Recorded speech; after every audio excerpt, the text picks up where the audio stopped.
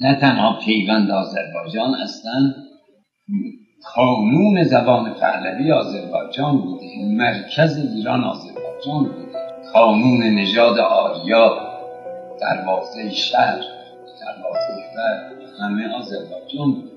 پر میزند موج دلم با یاد آذربایجان، خوش باد وقت مردم آزاد آذربایجان.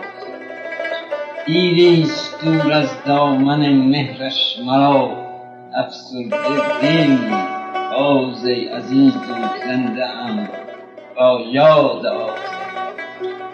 آزادی ایران ز تو، آبادی ایران ز تو، آزاد باش ای خطه آباد آذربایجان.